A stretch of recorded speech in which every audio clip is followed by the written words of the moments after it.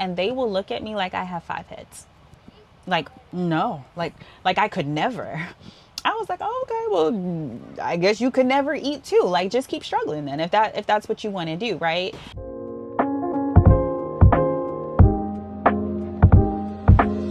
Hey y'all, welcome back to my channel. If this is your first time here, my name is Samantha and this is On the Hill, where we talk all things biblical womanhood, homemaking, femininity, inner healing, and overall intentional living.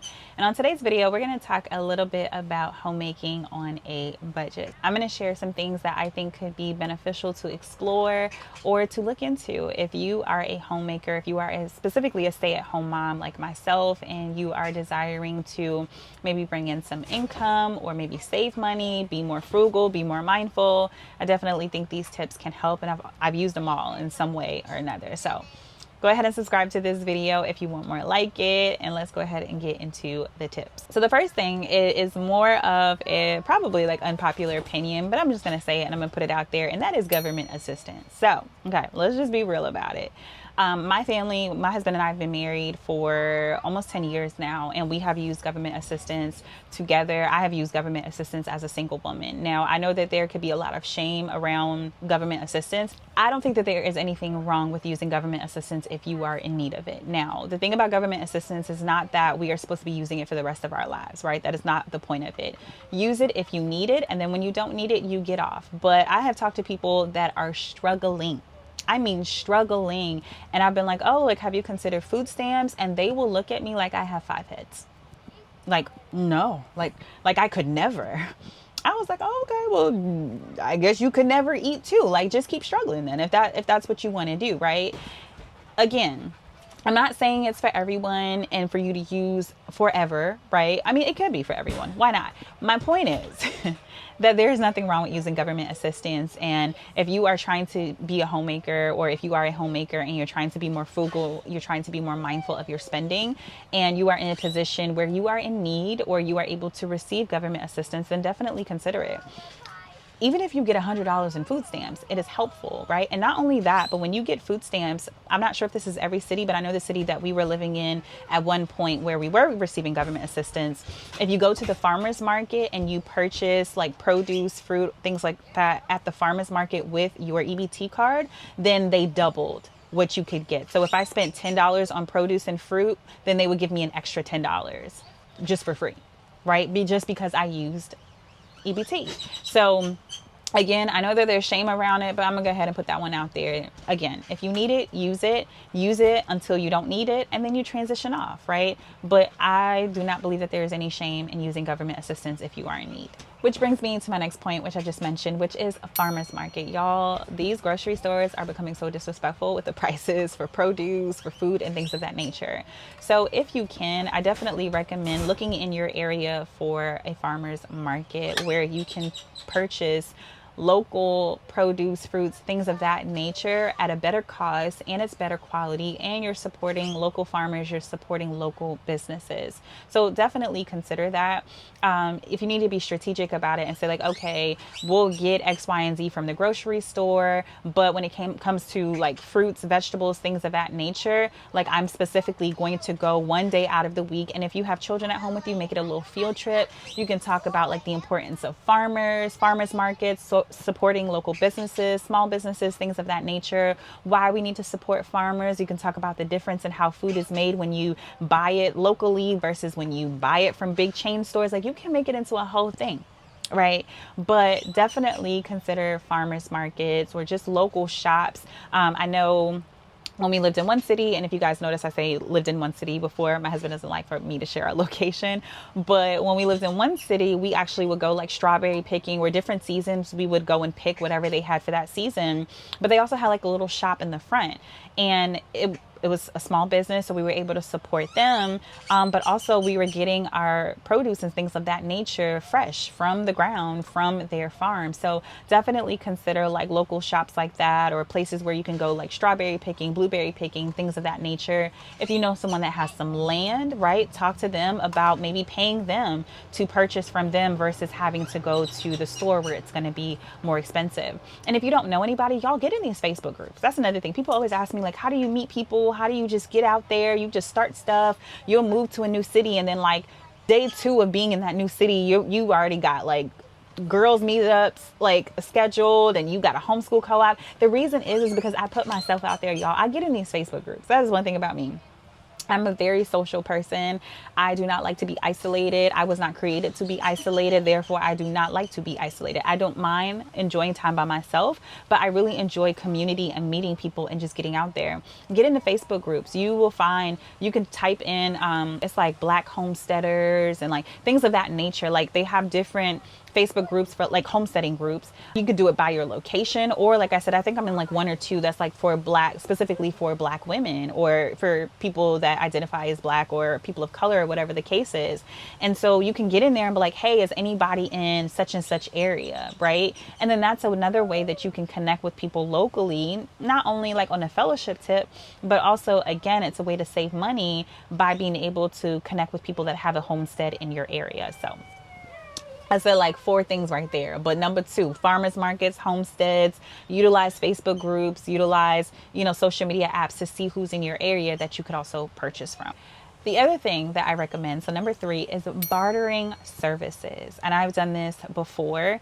I have bartered services, right? If you are able to offer service, or if you are in need of a service, see if there is something that you and that individual can barter, right? If you don't have the money to pay for it, or if they don't have the money to pay for it. That is how our community survived back in the day. They bartered, right? If you had mangoes over there, but I got collards over here and you need collards, we're going to barter, right? If you are good at money, but I'm good with, I don't know, baking bread, but I need help with my finances, maybe you offer me financial services in exchange for you not having to go buy bread, because bread is expensive nowadays, right? Like, get creative, y'all. Start talking to people about bartering, and don't be afraid to ask. Like, don't be ashamed. I remember one girl, the first time I heard about bartering, or I knew what it was, but it was the first time someone asked me. It was a young girl, not a young girl, it was another girl, another mom, she was a stay-at-home mom actually, and she had a little boy. And she was wanting to get back out into like, moving her body. And I think she wanted to do like a tennis course or something like that. And I wanted to learn how to play the guitar, and she was a music teacher. So we were talking, and I don't have money, or at that time I didn't have money to pay for guitar lessons. And she was like, we can barter. So basically she was offering to essentially give me free guitar lessons, and I would watch her son like once or twice a week for like an hour so she could go take a tennis lesson. Barter. Don't be afraid, and don't be ashamed to say, hey, I may not have the money to pay for X, Y, and Z, but these are the things I am good at. Would you consider bartering services? When she said it to me, she was just like, would you consider bartering? I was like, I forgot that was a thing. Like, yeah, what do you want to barter? And she was like, well, I would love to get back into tennis and, just do something for myself by myself. And would you mind watching my son? I think it was like twice a week for an hour. And that was how we bartered services. So listen, don't sleep on bartering. With that, think about also, this is going to be the next one. The next tip is, what skills do you have that can be monetized or bartered, right? So really consider, right? I think a lot of times we sleep on our skills. I know I do. So if you know how to sew, can you offer sewing classes and either get paid for it or use it to barter? If you are really good at like making homemade jam or jam jellies, peanut butter, bread, whatever, can you sell that every week, right? Like, what are you good at that you can offer as a service to other people? And don't be afraid to put yourself out there. It's okay to also make some flyers, right? I know everything is virtual nowadays, but it's okay to make some flyers and put it out there and say like, hey, I'm really good at this service. I'm a homemaker. I'm a stay-at-home mom, and I'm trying to find ways to be more frugal or to bring extra income into my home. These are some of my skills. If you're ever looking for X, Y, and Z, feel free to reach out to me. Y'all, this is a way to bring some money into your home, but also to be frugal. Some of us are sleeping on our skills, right? Maybe you're a singer. Maybe you're a music teacher. Put it out there. I'm willing to offer children music lessons, and that's a way for you to bring in some money, right? So really consider the skills that you have. And nowadays it's so easy to become a coach online. It's so easy to become a virtual assistant, right? If you're really good with organization, if you're really good with writing, consider like working on copy for people, or for small businesses, copy meaning like the words, right? That goes on a website or a blog or emails. Really tap into your skills. And if you don't know what skills you have, ask the people around you, like, what am I good at? What are some things that I'm not thinking of? Maybe you're really good at organizing. Can you go into people's homes and start organizing their stuff? Y'all, and if you don't, go to Chat GPT and say, give me some ideas of like skills that I can assess to be able to use to bring extra income into my home, right? If you can't think of anything, ask Chat GPT know everything. AI know everything nowadays, right? So seriously, yo, like look at your skills. Look at your skills and see what it is that you can offer and that you can monetize to bring extra money into your home or to increase your frugality, right? As a homemaker. The next thing that you can consider is asking yourself, what can I cut back on, right? Like, let's just be honest. There are some things that we need to cut back on. Are there some subscriptions that you need to be canceling? Because y'all, these subscriptions be taking our money and we don't even realize. Are you probably paying? I feel like at one time I was paying like $50 in subscriptions and I wasn't even using all the subscriptions. So pay attention, right? There's some things that you can cut back on in order to save money or redirect money in another way. Maybe like if you have your child in like a million different activities, maybe you cut back on some activities, right? If you notice that you're shopping all of the time, right? Like maybe limiting your budget. If you notice that you are buying coffee, this is another thing. Like, what can you make at home? Right? Even if you get your coffee a few other days a week, can you at least start with making your coffee at home 2 or 3 times a week? Instead of getting coffee every day, right? Start somewhere, right? But really asking yourself, what can I cut back on? What can I do at home? Which brings me into kind of like my last point. I had to check my notes, right? Which is start learning to do things with your hands. I think this is something that we are sleeping on, but we are starting to see. This is something in the Pursuing Biblical Womanhood community that we are working on monthly. We have a monthly homemaking challenge where every month we're trying to learn to do something with our hands, whether it's sewing, whether one month we're learning how to make peanut butter, another month we're learning how to make ciabatta bread, another month we're learning something, right? Learning how to work with your hands. One of my goals is to get to the point where I make everything like our staples at home. So I'm making butter, making the mayonnaise, I'm making our breads, I'm making yogurts, I'm making our juices, like I'm making our milk from home. Like, well, unless I'm doing like plant-based milk, right? I'd have to buy it. But the goal is to be able to make as much as I can from scratch at home, like all of our staples, so that the only thing I have to buy are meats, our fish, like our clothes maybe, right? But like the staples I'm making from home, right? I started gardening recently, and if you don't know, we RV full time right now.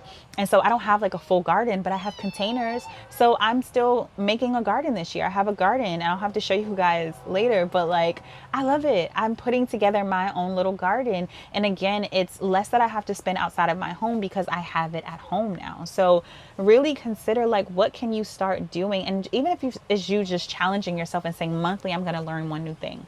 This month, I'm going to learn how to make my own butter. This month, I'm going to learn how to make a loaf of bread.